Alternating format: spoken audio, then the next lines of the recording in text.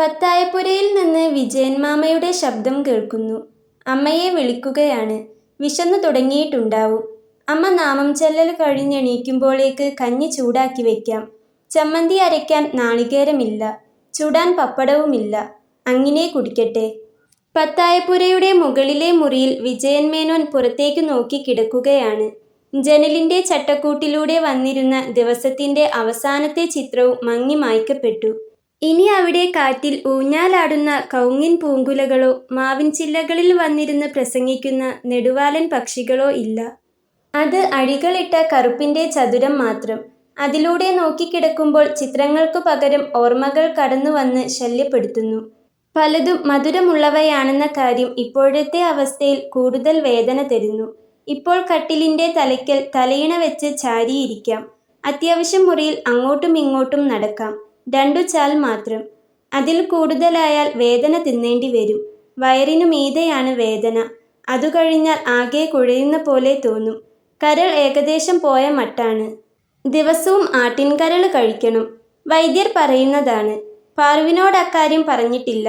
അവൾ 3 നേരം കോണി കയറി വരാറുണ്ട്. രാവിലെ വെറും ചായ തരാൻ. അപ്പോൾ കഷായവും കൊണ്ടുവരുന്നു. കോണി കയറി വന്നാൽ കുറച്ചു നേരം നിന്ന് കിതയ്ക്കുന്നത് കാണാം. എന്താ വയ്യേ എന്ന് അയാൾ ചോദിക്കുന്നില്ല. ചോദിച്ചിട്ടെന്തു കാര്യം? മരുമകൾ ഇനി മുകളിലേക്ക് വരില്ലെന്നുറപ്പാണ്. അതിനെപ്പറ്റി ആലോചിക്കാൻ അയാൾ ഇഷ്ടപ്പെട്ടില്ല. ആ ഓർമ്മകളെ അയാൾ പെട്ടിയിലിട്ടു പൂട്ടിയിരിക്കയാണ്. ഒരു കൈത്തെറ്റാണത്. മാപ്പ്. 12 മണിയോടെ കഞ്ഞിയും ചുട്ട പപ്പടമോ നാളികേര ചമ്മന്തിയോ ആയി പാറു വീണ്ടും വരുന്നു. ഓവറയിൽ 2 ബക്കറ്റ് വെള്ളം താങ്ങിക്കൊണ്ടു വന്ന് നിറയ്ക്കുന്നു. കഷ്ടമാണ് കാര്യം. നല്ല കാലത്ത് ഓവറയിൽ ഒരു കമ്മോടുണ്ടാക്കിയതുകൊണ്ട് പ്രഭാത കർമ്മങ്ങൾക്ക് ആരെയും കഷ്ടപ്പെടുത്തേണ്ടി വന്നിട്ടില്ല ഇത്രയും കാലം. ഏട്ടന് താഴെ വീട്ടിൽ കിടന്നുകൂടെ എന്ന് പാറു ചോദിക്കുന്നുണ്ട്. വരട്ടെ എന്നു പറയുകയാണയാൾ. ആരെയാണ് താൻ ഭയപ്പെടുന്നത്? പത്മിനിയെയാണോ?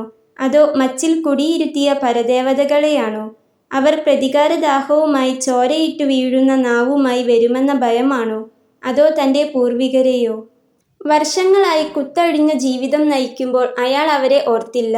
എന്തു തന്നെയായാലും ദിവസങ്ങൾക്കുള്ളിൽ അയാൾക്ക് അവരുടെ ഇടയിലേക്ക് കടന്നു ചെല്ലേണ്ടി വരുമെന്നറിയാം. ഓരോ ദിവസവും ഇന്നലത്തേക്കാൾ മോശമാണ്. എഴുന്നേൽക്കാൻ പറ്റാത്ത ഒരവസ്ഥയിൽ തന്നെ താങ്ങാൻ ആരുമുണ്ടാവില്ലെന്ന് അയാൾക്കറിയാം. താങ്ങേണ്ടവരെ ആദ്യമേ വെറുപ്പിച്ചു. വസുമതി ഒരിക്കൽ മാത്രമാണ് കാണാൻ വന്നത്. മക്കളെയും കൂട്ടി അവൾ ഒരതിഥിയെപ്പോലെ വന്ന് കട്ടിലിന്റെ അരികിലിട്ട സ്റ്റൂളിൽ ഇരുന്നു. മക്കൾ 3 പേരും അമ്മയ്ക്ക് ചുറ്റും നിന്ന് ഏതോ ഒരു അത്ഭുത ജീവിയെ കാണും പോലെ അച്ഛനെ നോക്കി. വരൂ എന്നു പറഞ്ഞു നീട്ടിയ കൈ പ്രതികരണമില്ലാതെ താനേ പിൻവലിക്കേണ്ടി വന്നു. കുട്ടികളോട് അച്ഛൻ്റെ അടുത്തു ചെല്ലാൻ വസുമതിയും ആവശ്യപ്പെട്ടില്ല. അവൾ സാധാരണ ചെയ്യാറുള്ള പോലെ അറിയാത്ത മട്ടിൽ സാരി താഴോട്ടിട്ടിട്ട് അവളുടെ സൗകുമാര്യം കാട്ടി തന്നെ പ്രലോഭിപ്പിക്കുകയാണ്. അവൾ കുറച്ചു തടിച്ചിട്ടുണ്ട്. മുലകൾ ബ്ലൗസിന്റെ മുകളിലെ വേലി ചാടിക്കടക്കാൻ തയ്യാറെടുക്കുകയാണ്. എന്തിനാണവൾ അതു കാട്ടിത്തരുന്നത്? നഷ്ടസൗഭാഗ്യങ്ങൾ ഓർമ്മിപ്പിച്ച് തൻ്റെ അവസ്ഥ കൂടുതൽ ശോചനീയമാക്കാനാണോ? കുട്ടികൾ കോണിപ്പടികളിൽ ശബ്ദമുണ്ടാക്കി താഴോട്ടിറങ്ങിപ്പോയപ്പോൾ അയാൾ കിടക്കയിൽ അവൾക്കിരിക്കാൻ സ്ഥലമുണ്ടാക്കിക്കൊണ്ട് പറഞ്ഞു, വസുമതി ഇങ്ങോട്ടിരിക്കൂ. അവൾ തലകുലുക്കി. വേണ്ട, അസുഖമൊക്കെ മാറട്ടെ. നിനക്ക് സുഖല്ലേ? വസുമതി മൂളി. ഇവിടെ നോക്കാൻ ആളില്ലാഞ്ഞിട്ടുള്ള വിഷമം നല്ലോണ്ട്. പാറുവിന് കോണി കയറാനൊക്കെ നല്ല വിഷമാ. പണിക്കാരത്തില്ലേ? അവള് പോയി. ഇപ്പം ആരുമില്ല. നിലവും പറമ്പും ഒന്നുമില്ലാത്തോരെ ആർക്ക് വേണം? അസുഖകരമായ ഒരോർമ്മ തുടച്ചു കളയാനെന്ന പോലെ അയാൾ നെറ്റിമേൽ തലോടി. ഓർക്കേണ്ടെന്നു കരുതിയാലും കുതിച്ചു വരുന്ന ഓർമ്മകൾ. കാര്യങ്ങൾ അനുകൂലമായി തന്നെ നിൽക്കുന്നുവെന്ന് തോന്നിപ്പിച്ച നാളുകളിലെ ഓർമ്മകൾ. അപ്പോ താഴത്ത് കിടക്കായിരുന്നില്ലേ? അയാൾ ഒന്നും പറയാതെ കിടന്നു. അയാളുടെ മനസ്സിലിരിപ്പ് മനസ്സിലാക്കിയ പോലെ വസുമതി പറയാൻ തുടങ്ങി. അവിടെ ഏട്ടന്മാര് സമ്മതിക്കൊന്നുമില്ല. എനിക്കാണെങ്കിൽ അവരെ പിണക്കാനൊന്നും പറ്റില്ല. എന്തെങ്കിലും ആവശ്യം വരുമ്പോൾ അവരുടെ അടുത്ത് മാത്രമേ ഓടിച്ചെല്ലാനുള്ളൂ. അവൾ ഭർത്താവിനെ കുറ്റപ്പെടുത്തുന്നില്ല. അവളുടെ പ്രശ്നം പറയുക മാത്രം.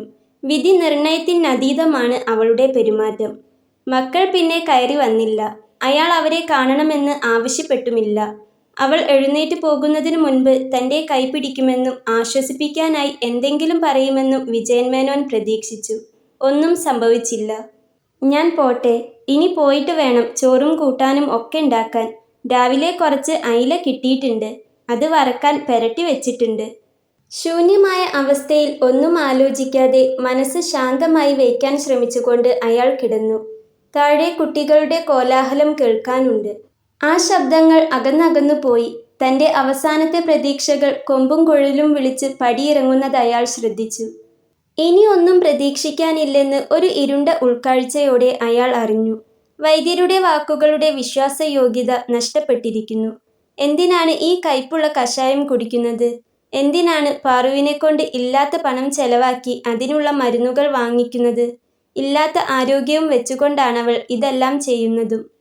രാവിലെ ചായയും കൊണ്ട് പാറുവമ്മ വന്നപ്പോൾ അയാൾ പറഞ്ഞു, "നീയാ അറുമുഖനോട് ഒന്ന് വരാൻ പറയണം."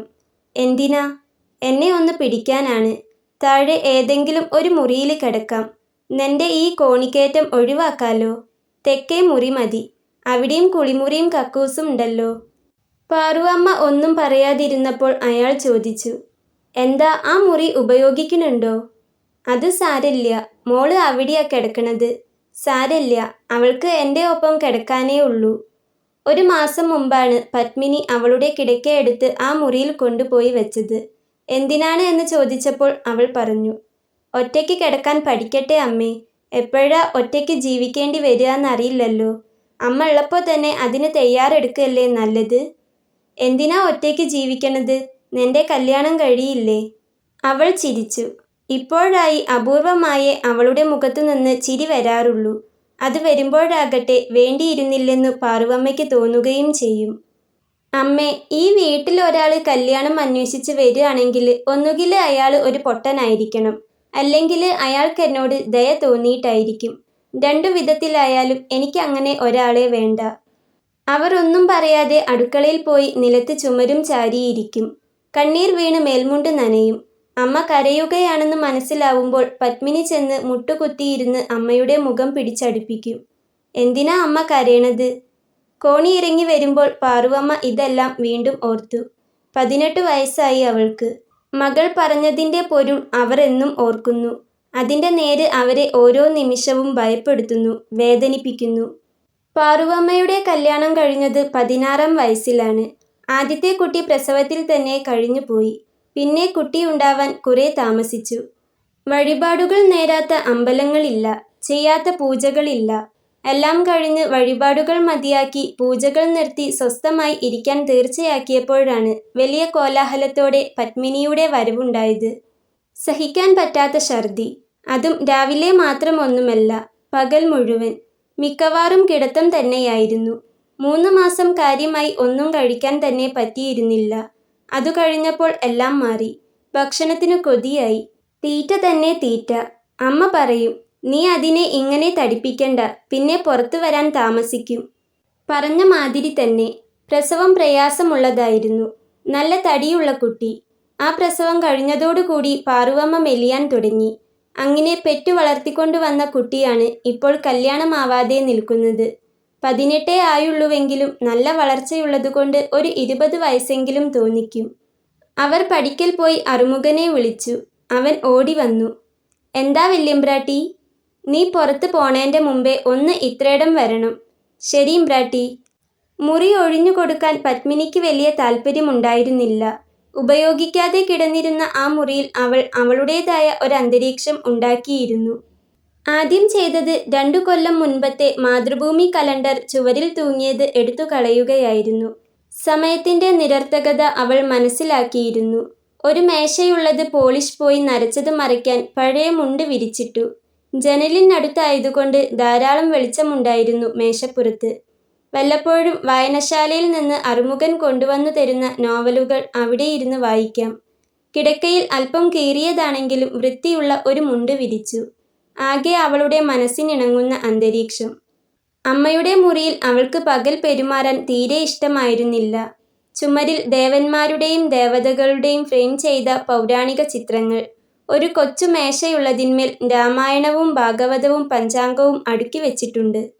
ഗുരുവായൂരപ്പൻ്റെ ചിത്രത്തിനു മുൻപിൽ വെച്ച ഒരു ക്ലാവു പിടിച്ച തട്ടിൽ ഗണപതിയുടെ കൊച്ചു ലോഹ വിഗ്രഹവും 2 ചെറിയ പാത്രത്തിൽ ഭസ്മവും കണ്ണെഴുത്തുമഷിയും. ഓർമ്മ വെച്ച കാലം തൊട്ട് ആ മുറി അങ്ങനെയായിരുന്നു. മുറിയിലാകെ ഏതോ കുഴമ്പിന്റെ മണം ചൂഴ്ന്നു നിന്നു. അമ്മ കുഴമ്പൊന്നും ഉപയോഗിക്കാറില്ല. അമ്മമ്മ കുഴമ്പ് പുരട്ടി കുളിച്ചിരുന്നു. അമ്മമ്മ മരിച്ചിട്ട് വർഷങ്ങളേറെ കടന്നുപോയിട്ടും ആ മണം വിട്ടുപോകാൻ മടിച്ചു നിൽക്കുകയാണ്. അവൾ അർദ്ധസമ്മതത്തോടെ മൂളി. കോണിയിറങ്ങാനേ സഹായം ആവശ്യമുണ്ടായിരുന്നുള്ളൂ. അറുമുഖൻ തമ്പ്രാന്റെ കൈ പിടിച്ചു നടത്തി. മുറ്റം മുറിച്ചു കടന്ന് തറവാട്ടിന്റെ ഉമ്മറത്തേക്കു കയറുന്ന പടി കയറിയപ്പോൾ അയാൾ പറഞ്ഞു, ശരി അറുമുഖ, ഇനി ഞാൻ ഒറ്റയ്ക്ക് പൊയ്ക്കോളാം. കുറച്ചുനേരം ഈ ഉമ്മറത്ത് കസേലയിൽ ഒന്നിരുന്നു നോക്കട്ടെ. അറുമുഖൻ അയാളെ കൈപിടിച്ചു ഉമ്മറപ്പടി കയറ്റിയ ശേഷം നോക്കി നിൽക്കുന്ന പാറുവമ്മയോട് ചോദിച്ചു, ഇനി എന്തെങ്കിലും ചെയ്യാനുണ്ടോ തമ്പ്രാട്ടി? ഇല്ല മോനെ, നീ വന്നത് നന്നായി. അറുമുഖൻ ചിരിച്ചു. ഉമ്മറത്ത് കുറച്ചു നേരം ഇരിക്കട്ടെ എന്നു പറഞ്ഞത് അത്ര നല്ല ഉദ്ദേശത്തോടു കൂടിയായിരുന്നില്ല എന്നത് വിജയൻ മേനോന്റെ മനസാക്ഷിയെ നോവിപ്പിച്ചു. ഗാന്ധിജിയും കേളപ്പജിയും ഒക്കെ കൂടി അയിത്തം ഇല്ലാതാക്കി. ശരി തന്നെ. അത് പക്ഷേ മനുഷ്യന്മാർക്കേ മനസ്സിലാവൂ. പടിഞ്ഞാറ്റേൽ കുടിയിരുത്തിയ പരദേവതകൾക്ക് അതു മനസ്സിലായില്ലെന്നു വരും. എന്തിന് അവരെ എടങ്ങേറിലാക്കുന്നു? വയറിൽ വേദന തുടങ്ങിയിരിക്കുന്നു. വേഗം കിടക്കുക തന്നെ വേണം. അയാൾ എഴുന്നേറ്റു. തെക്കേ അറയിൽ തലയിണ ചാരിവെച്ച് കിടക്കുമ്പോൾ നഷ്ടപ്പെട്ട കാഴ്ചകളെപ്പറ്റി ഓർക്കാതിരിക്കാൻ വിജയൻ മേനോന് കഴിഞ്ഞില്ല. വാലൻ പക്ഷിയും ആടുന്ന കവുങ്ങിൻ കുലകളും ആകാശത്തിന്റെ നീലക്കീറും അയാൾക്ക് നഷ്ടപ്പെട്ടിരിക്കുന്നു. പുറത്ത് പടിഞ്ഞാറേ മുറ്റമാണ്. രാവിലെ അതിലൂടെ ചൂലുമെടുത്ത് നടന്നു വരുന്ന ദേവകിയെ മുൻപ് അയാൾ പത്തായപ്പുരയുടെ മുകളിൽ നിന്ന് ജനലിലൂടെ നോക്കി നിൽക്കാറുണ്ട്. നിമിഷങ്ങൾക്കകം അവൾ തന്റെ കരവലയത്തിലാവുമെന്ന അറിവ് അന്നെല്ലാം അയാളുടെ അരക്കെട്ടിൽ സുഖകരമായൊരു വേദന പകർന്നിരുന്നു. ദേവകി പത്തായപ്പുരയിലേക്കു കടന്നാൽ അയാൾ കോണിയുടെ താഴേക്ക് നോക്കി നിൽക്കും. ചുവട്ടിൽ നിന്ന് അവൾ മുകളിലേക്കു നോക്കി ചിരിച്ചുകൊണ്ട് കോണി കയറും. അവളുടെ കൈ പിടിച്ചുകൊണ്ട് അയാൾ കിടപ്പറയിലേക്ക് നടക്കും. തമ്പ്രാന് എന്നെ കിട്ടാൻ ഇത്ര പൂതിയുണ്ടോ? എന്താ പൂതിയില്ലാതെ? നീ അത്രയ്ക്ക് സുന്ദരിയല്ലേ. അപ്പം ഞാനൊരീസം വന്നില്ലെങ്കിലോ? ഞാൻ നിന്റെ വീട്ടിൽ വരും. ഒരിക്കൽ അതു സംഭവിക്കുകയും ചെയ്തു. വിജയൻ മേനോൻ ഓർത്തു. തന്നെ അവളുടെ വീട്ടുമുറ്റത്തു കണ്ടപ്പോൾ ദേവകിക്കുണ്ടായ പരിഭ്രമം.